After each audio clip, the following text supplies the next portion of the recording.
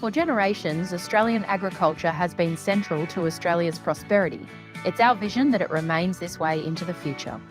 We know that the smartest and most innovative farmers are the ones that are actively engaged in business planning, using professional services to complement their operations at the right time. We are here to share the stories of some of the farmers that have used these services, and we will uncover the different ways farmers are building better businesses.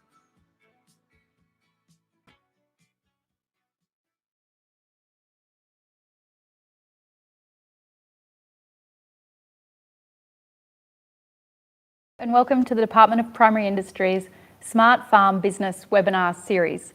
My name's Gillian Kilby and I'm coming to you live from the Exchange in Dubbo. I'm joined by our expert in family communication, Lyn Sykes.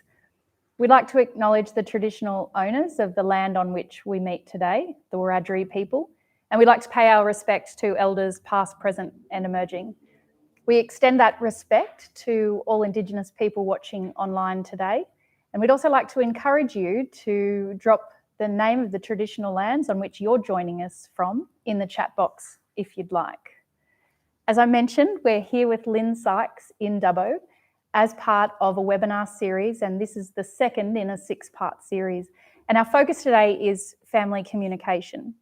So Lyn has been working in this field for over 30 years. She's worked across Australia with hundreds of farming families, if not thousands, in that time. And she's a mother of 5 boys specifically. And I came across Lyn's work 15 years ago when my accountant actually gave me a book that Lyn had been the author of, and it was a guide to succession planning. This is a guide to communication for farm families, which will be the focus of our chat today. And the link to this resource will actually be in the chat. When I got this book from my accountant, Lyn, I took it home, I read it cover to cover. I had all sorts of feelings about succession planning. I was anxious, I was nervous, I was excited, I was enthusiastic, and I'm so excited that this resource has been there and available for other people to utilise. I'm wondering if you could share with us how you ended up in the role of family communication facilitator. By accident, actually. Like the reason a lot of people end up on the farm. I was working as a relationship counsellor here in Dubbo, and I had quite a lot of farming couples as clients, excuse me, which was unusual at that time. And a young agricultural consultant came to a communications course I was running, and he asked me would I speak to his growers. And so that began the sort of educational component of communication. It wasn't all that much later when he called me, actually on a weekend, to say he was desperate. There'd been a bit of a punch up in the sheep yards, and they needed someone to run a meeting for them because every time they sat down to communicate, it ended up in a blue. Wow. So he said to me, and we're looking for someone who's more aggressive and more bossy than all of us, and we wondered if you'd like the job, Lyn. Amazing. So you did it? You turned up? I did, as we often do when we're young, not aware of the possible pitfalls that you might be stepping into, and thinking, oh yeah, this will be fine. I guess I didn't realise it was going to become the bulk of my work for the next 30 odd years, but it was a large family. And what was that like? Who did you sit down with? Who sat around the table with you? There were the children of the family, of which there were 6. Wow. And their partners and their mother. And no father in the room? No, the father had died, and some of the issues that the family were having had come about because of that. Because of that death, it had triggered the need for greater succession planning or communication, or all of the above? All of the above. I think the father ran the show, sorted out any conflict that there might have been between the brothers. So they had not developed those skills themselves. And so when he wasn't there anymore, there was a lot more conflict. You talk about the kids and the family not developing the right skills to be able to communicate. What does good communication look like and what goes into it? I think good communication is when people can talk about the really sensitive subjects with honesty. Yes. I think when I first started doing this work and talking about it, I used to use the comparison that talking to your kids about succession is a bit like talking to your kids about sex. Yeah. Until my children said I wasn't allowed to use that phrase anymore. We won't let them watch. It's pretty easy to talk about the broad brush sort of stuff, but when it comes to the intimate details, both sex and succession are very challenging to talk about. I'm sure there's a lot of people listening online thinking this is exactly our family. Succession is something that is really hard to talk about. Where does family communication sit within a succession planning process? I think it's pivotal, and I think if you don't have good communication, it's going to be very challenging. I think it's important that all the conversations about succession are crucial. Yes. And there's some nice literature out there that says that a crucial conversation is composed of three things. The stakes are high. Yes. There's emotion involved, and opinions differ. Sounds like situations I've been in with my family when I moved home when I was 29, only to find myself at the kitchen bench telling my parents that I was a third of the decision making now that I had moved in at home. So what are these? Someone who's probably close to the age of your parents, I can tell you probably how that would have landed on them. So these crucial conversations, they're highly emotive. Emotional. They're emotional. Opinions are different, and the stakes are high, which sums up a younger person from the younger generation coming home after, say, training at Marcus Oldham and telling mum and dad that they'd like to switch from merino farming to Australian whites, or I'm sure you've seen it all in your time. Yeah, I think there are a lot of conversations that I've had many, many times with many different people. And the one that always comes to mind around that is the dad saying to me, he's been away getting educated for 5 minutes. He's come home, he thinks he knows everything. And the son saying, the old man sent me away to get educated and hasn't listened to a damn thing I've said since I've been home. So it's just sort of how the paths don't cross. So they talk past each other. Yeah. The older generation, how are they feeling when this young person comes home? I think there's probably a real mix of emotions. One of the things I'd like to say is that how the person came to come home is pivotal, I think. Do you mean the history of the father or the person coming home? I think that, the family history is one of the major, and I think often the biggest influencing factor in succession.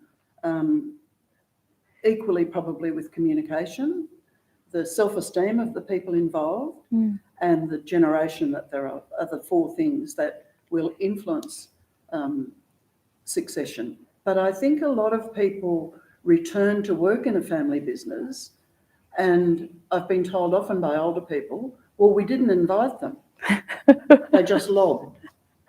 And so I think if you just lob, your expectations need to match that. And I think a lot of people coming into family business have a lot of expectations that not even they are aware of, and particularly expectations that they've not communicated with the other people in the business.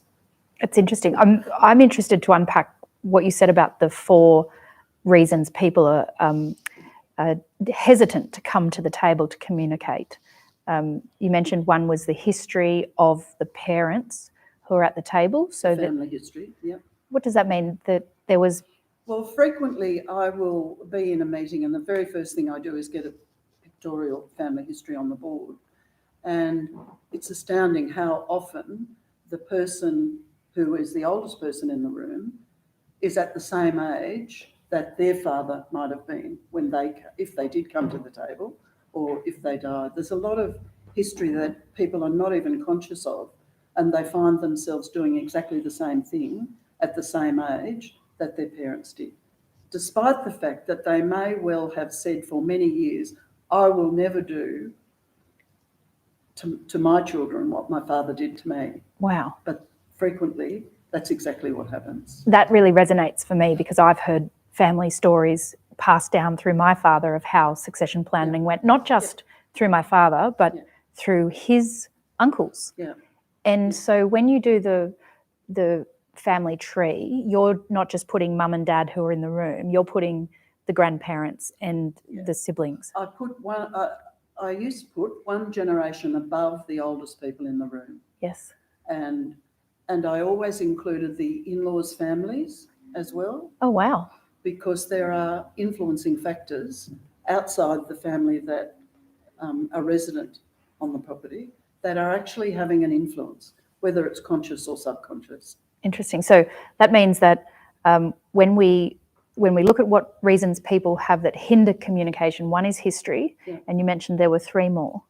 I think what I was mentioning were the things that will influence the process. Right. So communication is one, as I've said, and I think never underestimate the crucial part that role models play in that communication, both in intimate relationships, in family relationships, and in business relationships. The other two things are the generation that both generations are part of. There's some really useful information in this about what different generations have expectations of. And the last thing is the self-esteem of the individual involved, particularly the older generation. If their whole self-esteem is tied up with being Jim Brown, the farmer from Dubbo, then they will really struggle with the change process because frequently they don't have any other components that make up their self-esteem. So the self-esteem is how they view themselves and a change to that. Yep, really how they see themselves in the privacy of their own head. It's not about how they present to the world. Yes. And in fact, often the more aggressive they are, the lower their self-esteem. Wow. And I think the other thing that you see in the community, and particularly in agriculture, is someone's self-esteem is totally dependent on what they do for a living. Like they have all their eggs in one basket. Absolutely. They can never see a life outside of... Well, they've never developed a life. Wow. Outside. And so why then is family communication so important to a successful farm business? I think if I go back to the crucial conversation being about feelings and about opinions, again, if the family have never expressed opinions that are different to the matriarch or patriarch in a family, then communication has not been open. Wow. If to live in the Sykes family, you need to share the Sykes philosophy on opinions, we need to all vote this way and we never talk about anything else, then the communication's not going to be open. And people will protect themselves by holding their communication back. We've been out on the road for the last few weeks and we have been filming some case studies. And those case studies took us to meet with the Beck family in Murray's Flat and also to meet with Damien Soster out at Cassilis. And we might just hear from them on what good farm family communication looks like. And then, Lyn, we might have a chat about that.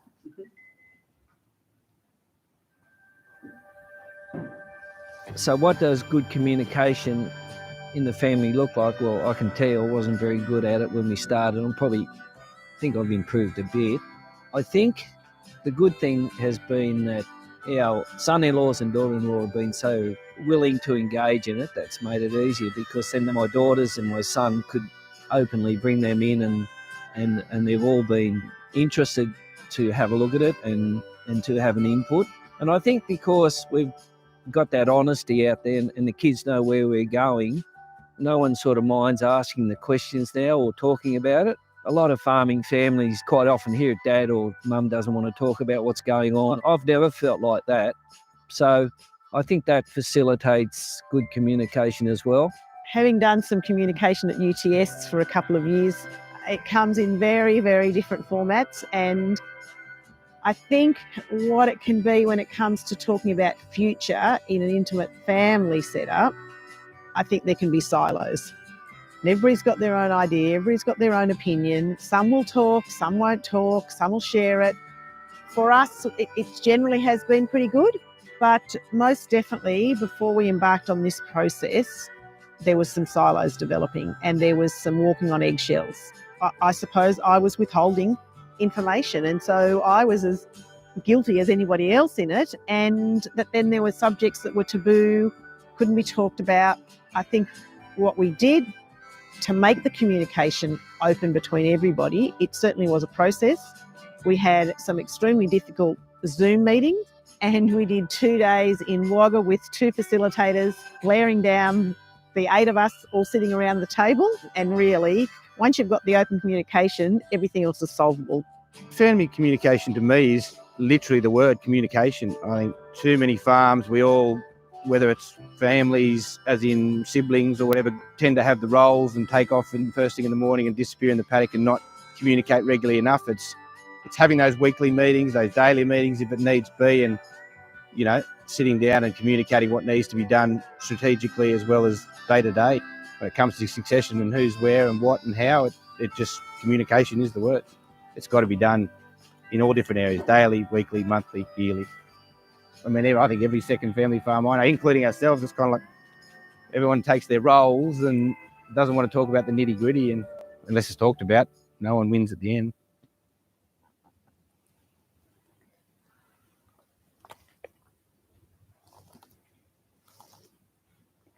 Lyn, there's a moment in that video where Fran Beck talks about being in silos with her family, and she's withholding information, not necessarily consciously, maybe subconsciously. And if people online want to have a look at this GRDC guide on page 21, it speaks to a communication hierarchy within a family. It can be quite simple, and it can be right through to very sophisticated. What do you see for Fran, for the mother of the family? What's going on for her in that situation? If I could just go back a little, that communication hierarchy came from business, and the suggestion was that the more sophisticated you move up the pyramid in your communication, the greater the increase in productivity. Yes. So the alternative is also true, that the less communication there is, the less productivity. And you mean productive like more cows in paddocks, more hay bales, or more profitable at the end of the day? All of the above, one would hope. Yes. Yeah. Because what happens as people communicate more intimately is not probably the right word, the more they actually want to help each other. There's an underlying goal of getting people to work cooperatively together, and the better the communication, the more likely that is to happen. And so when you hear Damien Soster saying people just disappear down the paddock, what can someone listening do to prevent that scattering of the team versus a focus on what's happening in the business? Yeah, if we go back to the model, that often happens when we move above mutual interest. Yes. So we're all okay, with the rituals and the small talk, and as long as the interest is mutual. I always tried when I was going to a family meeting to listen to the rural report or what the weather was doing, so that I had something that was of mutual interest. Small talk. That I could talk about. Mutual interest. I thought it was small talk. Yes. Everyone else assured me that it was mutual interest. But if you have a family where we don't talk about our feelings or we don't have opinions different to anyone else, then people will fight or flight. Yes. And the heading off down the paddock are the flighters. The ones that stay and argue are the fighters. And then Susanna White says that they have post-succession planning and post having an external facilitator, they have a new process. So they have 10-minute Monday meetings and they have quarterly catch-ups. How have you advised farming families in the past to structure those meetings, with what frequency, with what content? Right. So given that my interest is in family, the things that, when I've been asked, I suggest is, first of all, that the first thing that everyone says is something that has brought them joy or pleasure during that week. Yes. Because when I started to work in agriculture, I thought this is going to be such lovely work. They're with family, they'll all be so nice to each other, and they'll be so positive. Well, I found that wasn't the case. And the other thing that I suggest people do at that regular meeting is to express the things that have got up their nose. So what commonly happens in agriculture is people don't tell each other the things that are happening. I mean, it happens in relationships across the board. You don't tell people the things that are annoying you. And so what happens is that you get an accumulation of resentment building in people. And unfortunately, when that resentment gets to a certain level, human beings will only ever see the things that reinforce that belief.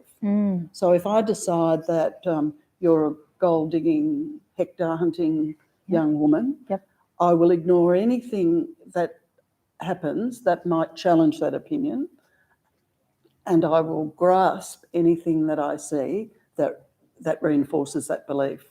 So you have almost like you put up an antenna to watch for that particular trait. Yeah, and ignore the others. The person who will always leave the gate open, you will drive down the paddock and see every wire they did not tie on the new fence construction, because you're looking for it, you're seeking it out. And as a general rule, you will express those things to the person. So how do you break a cycle of self-fulfilling prophecy? You are looking for that person to mess up.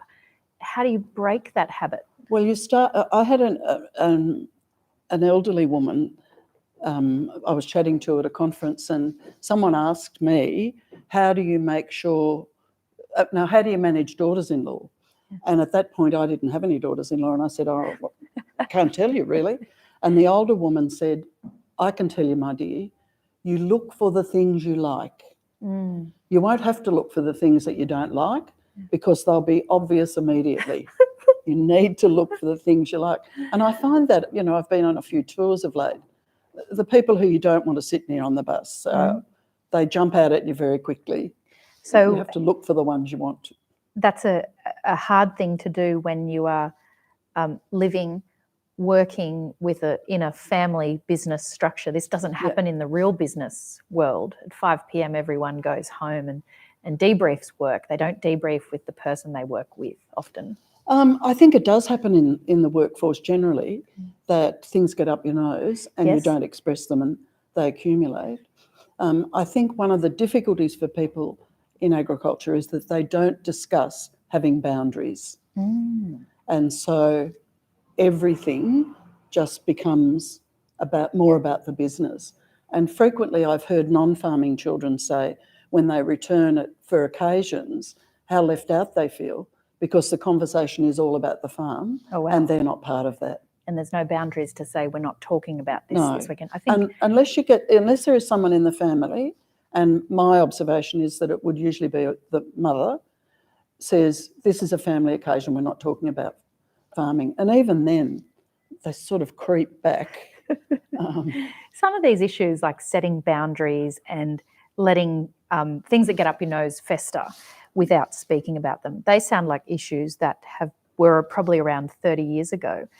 Are the issues that were around 30 years ago still the issues of today? Have they changed? Those issues, I think, are still around, the festering and the not so good boundaries. Although my observation is that the current your generation are much better at boundaries, certainly than my generation was. When I first started to do this work, the top thing that always seemed to be on the table for family meetings were these dreaded daughters-in-laws were going to come in, and then they were going to leave and they were going to take half or more than half of the farm. So people were very fearful about that happening. That's much less an issue now, I've observed. I remember listening to you on a podcast where your advice to the daughter-in-law was, you may as well bring it up, because if it goes badly, you'll get blamed. If it goes well, you won't get the credit. So just get started. Yeah. Do you have any other advice for the daughter-in-law? Like, it sounds like there's some dynamics happening that are not benefiting the family.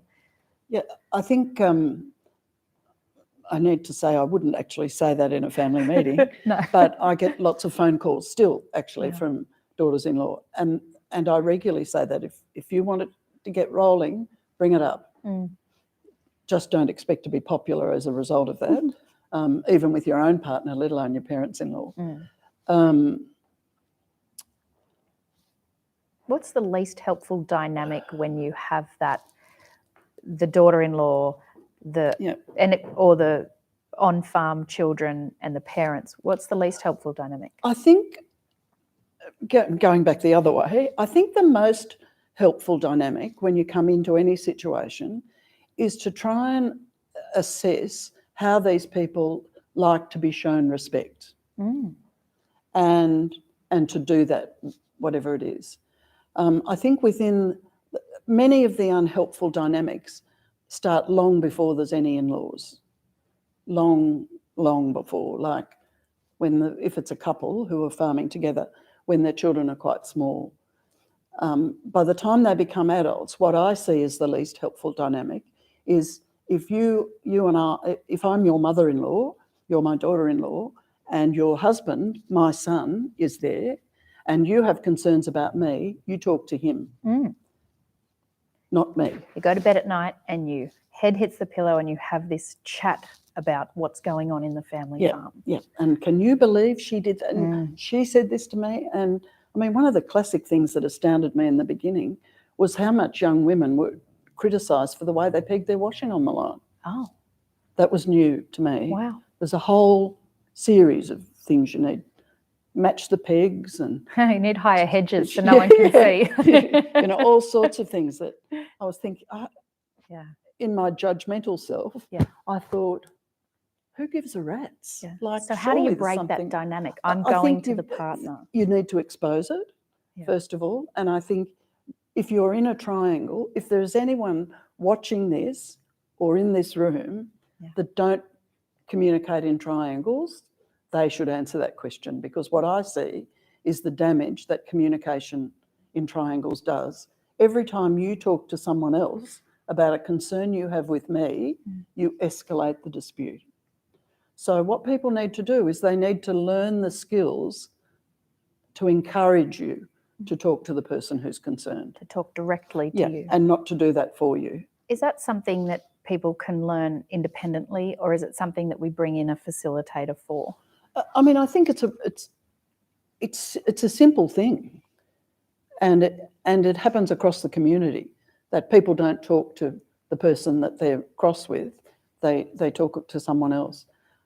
I don't think that's what needs facilitation, but it will lead to the need for facilitation. I think people don't often have the language. You know, you come to complain to me about your husband, which is not likely, and I wouldn't be very receptive because he's my son. But what I need to say is, you know, I can see you're really concerned about this. How can I help you speak to him about it? How can I help you change the way this process is unfolding? Yep. We've been out on the road talking to different farming families about the processes they've gone through to either do succession planning, and two of those families, so the White family in the White family in Mudgee and Ron Ison in Narrabri, they were able to speak to us about what good family communication meant to them. So we might have a look at those videos and then we'll have a chat about those two families. Cool. Dad was always funny because he was always extremely frustrated by the way that succession was dealt with in his generation. His father was very controlling and ran a tight ship and sort of held the reins right until the end. He's also an artist, so he was really keen to get more focused and get more time into the art. Family still remains a family, but the business just has to be able to cater to an expanded family. And so if you look at it like that, this business does still provide for the extended family, despite the fact that the decision makers are separate. We realised early that none of the children would want to come home. They all wanted to follow their hearts, and they're all happy and we all communicate. They come in, bring the grandchildren here. My son's a vet and I ring him when I've got a problem. I had a knee reconstructed and my daughter, who was school teaching at the time but just studying for medicine, was home and we had a heifer calving. Anyway, she said, no, I'll do this. I'll carve this heifer out. So she gets on the phone to her brother who's a vet and carved the heifer out. So that's communication. Use your brothers and sisters. I think it's probably setting clear roles and responsibilities in the day-to-day of the business, so people kind of know what they're accountable for, almost setting your business structure in a way that operates to avoid communication breakdown. So, it's something as simple as having a 10-minute meeting every Monday morning, a quarterly check-in where everyone's at the table and you're talking about strategy, so that there are key moments throughout the year when things that might be a niggle have room to get spoken about and don't just build up and become a bigger issue than they should be.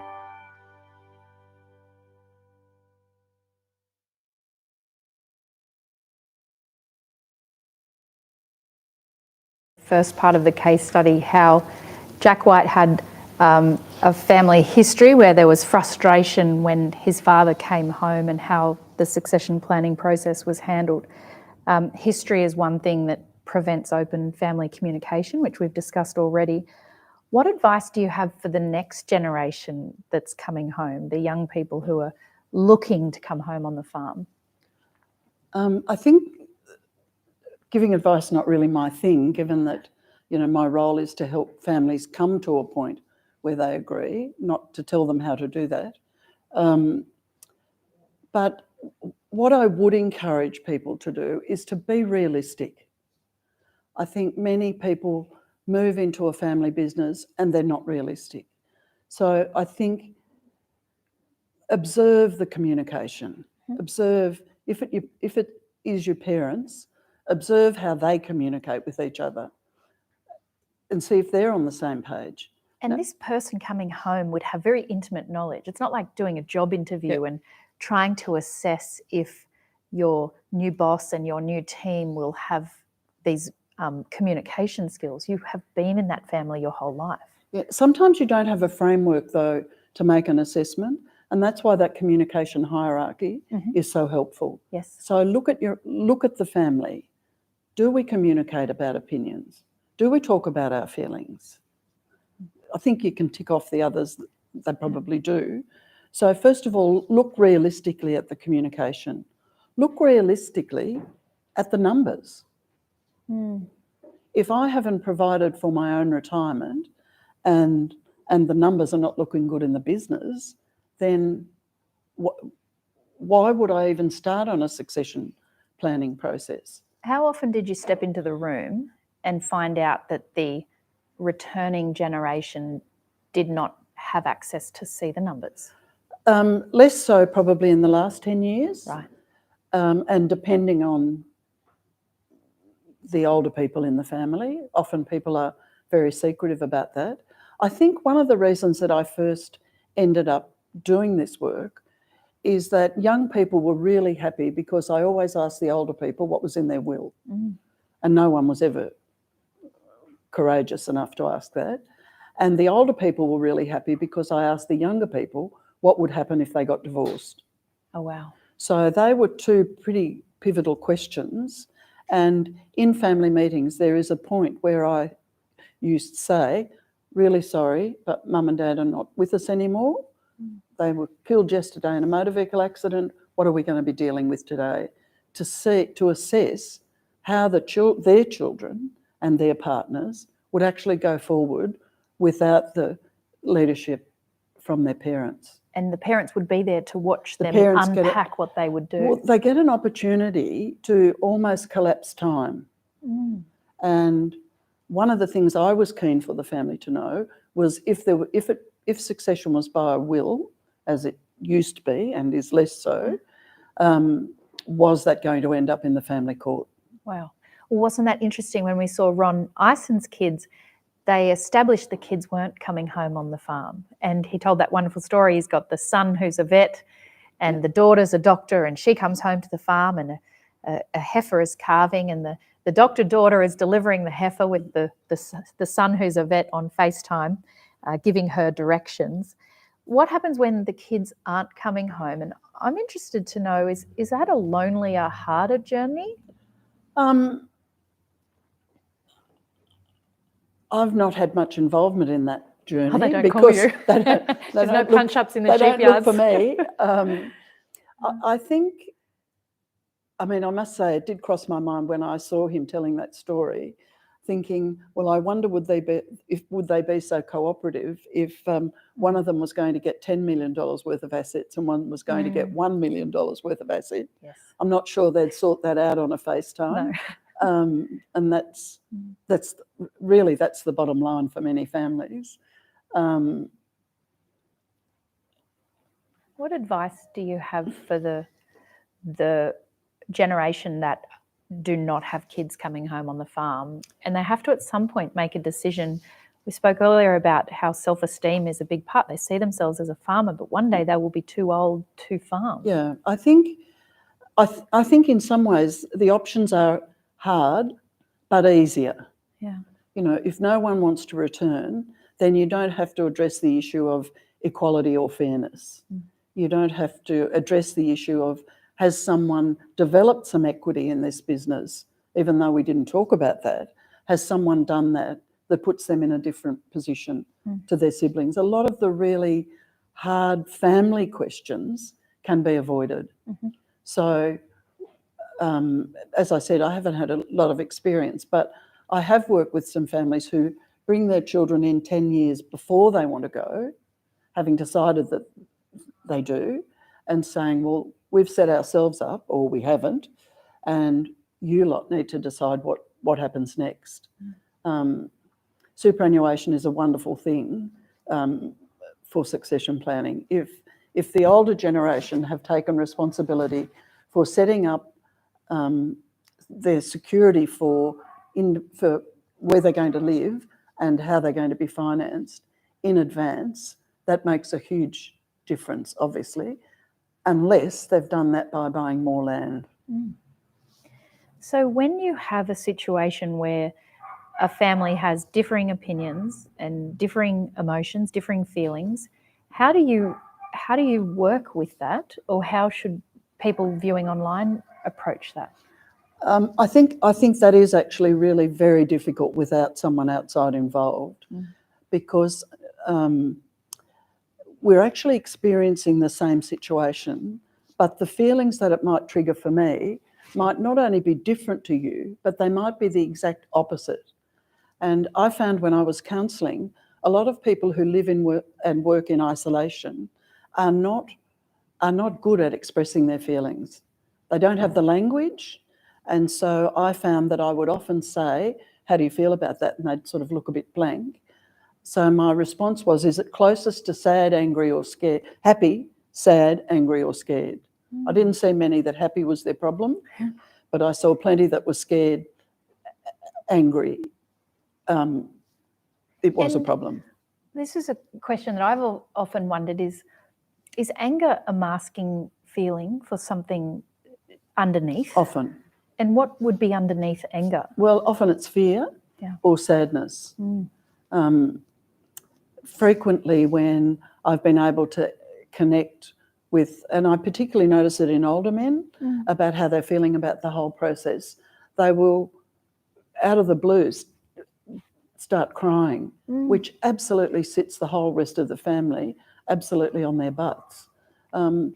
Because I can tell you, being 70, there's a few more downs than there are ups. And so I think people actually have to face in a really, the fact that they won't always be here in a very real way, and what they want for their family if and when that happens. And just to use an example, it's often the women that are keener about succession, often because their son or daughter is in their ear to talk to dad, but they are often angry with their partner about things not being done, and their partner is often fearful. So anger is an energising emotion, fear is a de-energising emotion. So not only are they not working in the same direction, they're working emotionally, they're moving in the absolute opposite direction. Who often picks up the phone and calls you and starts the process of having an external facilitator? I'd have to say people generally ring up to be told what they should do, more than that. And I'm not a great self-promoter, and I don't run family meetings anymore anyway, but people just need someone who they've decided is safe to speak to. And, you know, I've spoken at a conference and someone will ring me and say, I heard you speak. And I'll say, oh, okay, where was that? And they'll tell me somewhere where I was 15 years ago. Amazing. So if you get it, if on the occasions that you get it right, people remember, and they already have made a decision that you're going to be safe to talk about. Are there resources or tools out there that people can tap into to start this process? There are a couple of things that I'd want to say. When I first came to do this work, it was primarily done by accountants and solicitors who, and I'm making a generalisation, don't talk a lot about their feelings and don't express a lot of opinions that are contrary to their clients because they want to maintain clients. And I think the thing that was really helpful for me is that, I didn't have ongoing relationships with my clients, so I wasn't worrying about fees. I can't even remember what the question was. Well, now I've been sidetracked. You're an external third party that comes in and you're sitting next to, I mean, accountants and lawyers ultimately have a role with the family and their fees are often part of this journey, but you're an external provider of support. Well, my aim is to help the family get to a point that they all agree. Yes. They agree about the point. How they get there is not I don't have the expertise. Their accountants and solicitors' job is to say, this is how you're going to get there. It's so much easier for them if the family actually agree on where they want to be. But I did quite a lot of work in South Australia at one point in the same venue, and I couldn't tell you the number of times that as we would be walking downstairs at the end of the meeting, I would hear either the child of the family or their partner say, well, the first thing we're doing is we're getting a new accountant. So often the longevity of their business was under threat, because who are your clients in a multi-generational business when they're trying to decide a path forward? It's very complex when you step into this environment. How you have a background in counselling, how has that helped you? I think it's helped because you've taught how to read a bit anyway about what's going on, and because I'm not in the family, having the confidence to express what you're seeing has helped enormously. However, the succession meeting is not therapeutic. It often ends up being therapeutic, but it's not about therapy. It's not therapy. It's hard it's facilitation conversations about facts primarily, and getting what is not really a fact into focus so that it can be factual. So yeah, I think it's helped. I think it's helped more that I don't have any baggage about being a farming daughter-in-law, daughter, son, wife, mother. You don't come in with any baggage that impacts your ability to facilitate that meeting. No, and I also think I wasn't really aware of the social unacceptability of the things I didn't realise that it was a big deal to ask someone what was in their will. I didn't realise it was a big deal to ask someone what would they do if they got divorced. By the time I realised how unacceptable it was, people were telling me it was helpful. So it's been an evolving sort of process. We might ask the audience for questions, which people can pop into the chat, and I'll get them here on my screen. One question that I have for you, Lyn, is about what people can do, one concrete thing someone listening can do to improve family communication in the next month. Be honest about your opinions and your feelings. Are you ever worried that will open something that can't be closed? Like a can of worms? Yes. I'm not worried. I didn't create the worms. I'm only the can opener. But I can be pretty sure that those worms are actually influencing this process. Yes. And so they need to be let out. And I've got pretty broad shoulders, if whatever the impact that they have, if I get blamed for that. If I walk away from a family meeting as the villain that made us talk about all those things, I'm pretty okay with that. That's a big role to have held in, you know, thousands of families' history. And you The mentioned, angel or the devil. you mentioned that you're not doing this family facilitation anymore, but you are receiving a lot of phone calls. Particularly, we were chatting in the break that you're receiving phone calls from women whose husbands have died and left them with The mess. Can you tell me a little bit about what's happening? I think I've been surprised all along at how reluctant farming women my age are to use the power that they have. They, and this may sound strange to someone of your generation, but they are often independently wealthy, Yes. but they will not do anything that is against their husband's wishes. So they've often been the one that's been trying to get the conversation happening to a reluctant partner or family, and then that partner dies and leaves their assets generally to their partner, or legally often to their partner, and they're left with it without the support of their partner. And How trying are to they decide, feeling when they ring you, when you catch angry. that call? They are almost without exception angry. You know, I tried to sort this out. I did my very best to make sure that this didn't happen, and he's gone here and we died are. on me and left me with it. And so what could they have done? Well, they could have used the influence that they had. They have power. They have power. They are often just reluctant to use it because frequently they've not seen their mother do that.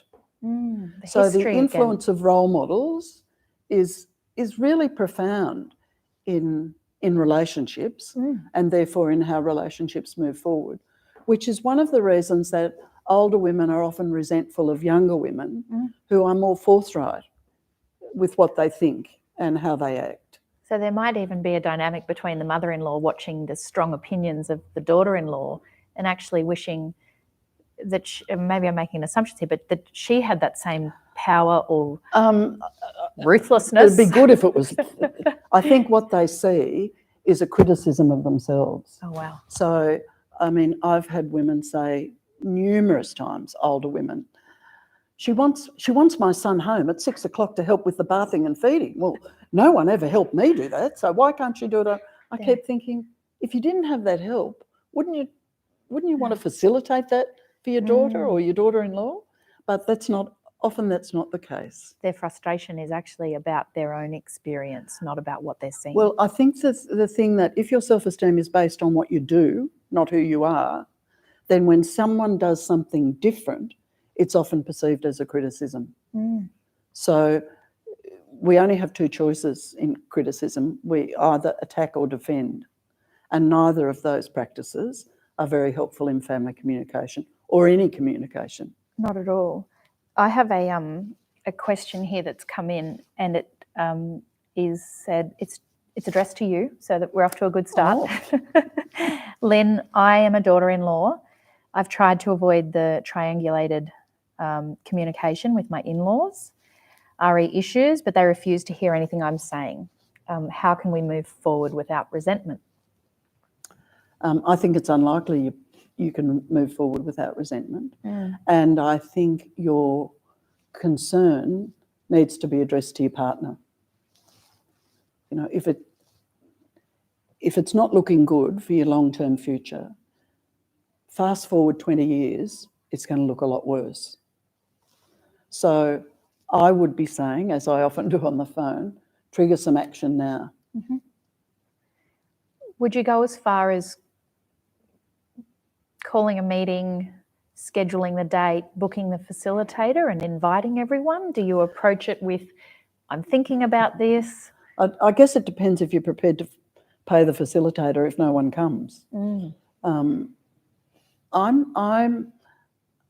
I've never been part of the process. I've been asked to come for whatever reason, and usually because someone else I'd worked for and they'd said it was helpful. I think the thing is, we need to set boundaries. So, and this is going to sound really harsh and not productive, but if I was that young woman, I would be clear about how prepared I was to accept the situation as it is for what time frame. How long am I willing to put up with this? Yep. And if at Christmas 2023, I am having the same conversation when I put my pillow on the head with my partner, what am I going to do It's about time. it? It's time. They're great boundaries. And they're conversations with your partner, not with your in-laws. I've got a question here from Rhiannon. How do we highlight the importance of talking about it early, especially when perhaps one party isn't interested in starting the conversation, but those small fights are already happening? Yeah. You just start dealing with them as they happen. I can remember actually in that, no, it wasn't the first family meeting, but one of the very early family meetings I did, two of the brothers were having a go at each other, and this was when I was learning, and I said, like there'd been an issue over a levy bank or something, I think it was, and I assumed that it had happened the day before. And I said, so can you just clarify for me, when did this happen? And this would have been in the late 80s. And they said, oh, I think it was in the early 60s. Like it was as though it had happened yesterday. I hear those conversations all the time. There's emotions are so real, like the succession planning incident happened yesterday. And by the time it happens, I've already accumulated this much resentment. So the way I communicate at this point is going to be very different to the way I would have communicated about this at this point. And of course, what that does is inflame the situation.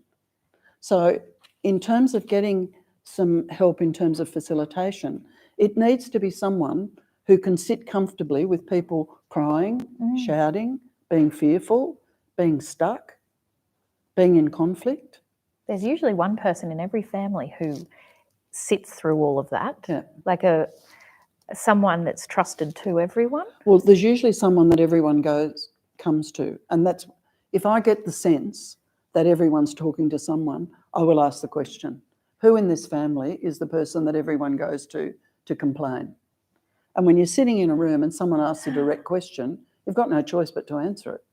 And what happens then when you identify this individual that everyone speaks to?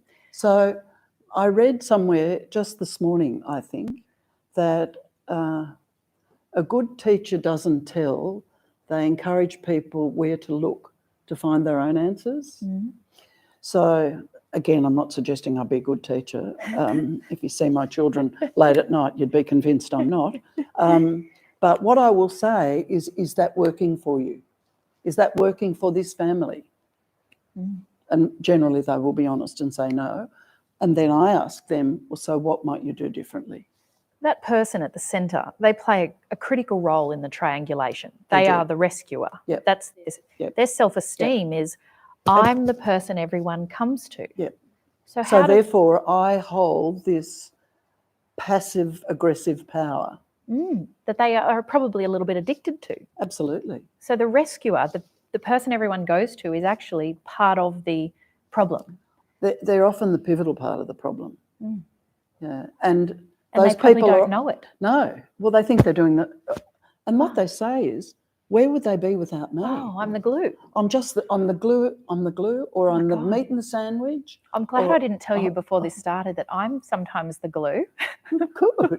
Well, I suggest you put the the lid on the pivotal pot problem. and put it away. That's right. See They're how they part of the go. problem. Yeah. Boy, I'm learning a lot here, Lyn. I'm glad you're here. We've got a couple of minutes left. I've got another question. I have 3 children. My eldest is keen to come home.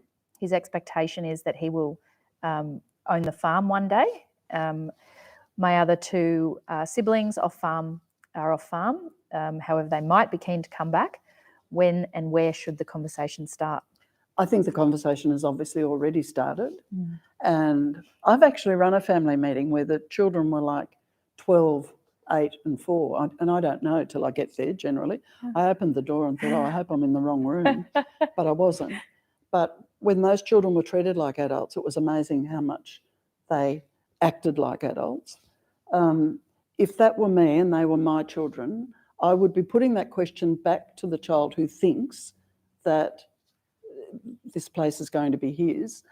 How does he envisage his siblings will go with that? Mm. Or, we like to treat people equally or fairly, whatever that is. How do you think we would do that? Mm. That must be hard for them to start to comprehend that one day it won't all be theirs. Yeah. And it's probably happening in that room live Yeah. in front of you. Yeah. And the other thing I learned is that it doesn't matter how much land you've got, you can never sell any. Yes. Because we need it all, which yes. doesn't add up for me, I That's must right. say. I need all of this. Yeah. I want to jump back to the last conversation where we were talking about the go-to person, because Fiona's just messaged. She said, great conversation and advice. Excellent.